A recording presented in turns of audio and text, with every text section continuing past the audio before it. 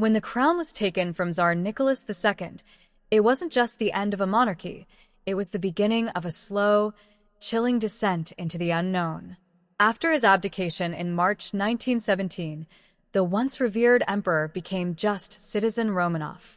No longer ruler of Russia, no longer protected by an empire, Nicholas and his family were placed under house arrest at the Alexander Palace, just outside Petrograd.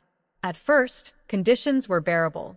They still had their clothes, books, a garden to walk in, and the faint hope that this was only temporary. The girls, Olga, Tatiana, Maria, and Anastasia, tried to stay cheerful. Alexei, the heir to the throne, suffered daily from his hemophilia but found comfort in the presence of his family. But as the revolution grew more radical, so did the treatment of the Romanovs. Later that year, the provisional government was overthrown by the Bolsheviks, led by Lenin, and the Romanovs, once merely prisoners, became dangerous symbols. They were moved to Tobolsk, a remote Siberian town surrounded by snow and silence. The house was cramped. The food was meager. Their servants were reduced.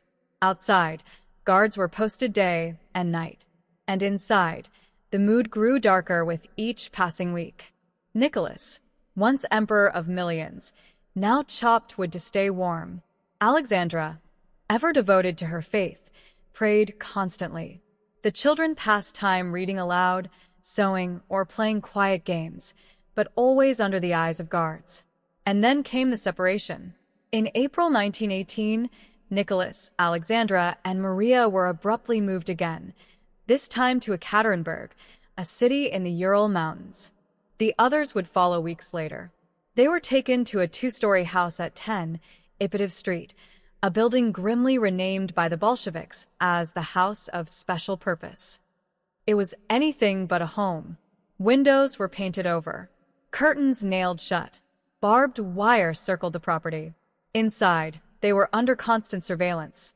Their daily walks were reduced to a few steps in a walled-in courtyard. Conversations were censored.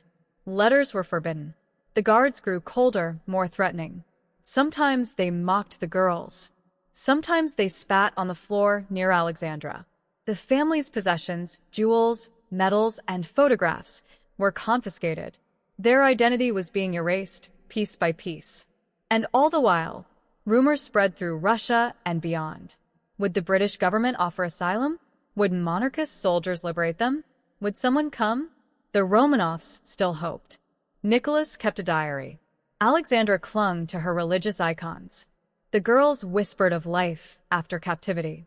But their captors had different plans. The political situation was shifting fast. Anti-Bolshevik forces, known as the White Army, were approaching Ekaterinburg. Lenin feared the Romanovs might be rescued, become martyrs, or worse, rally the old world back to life.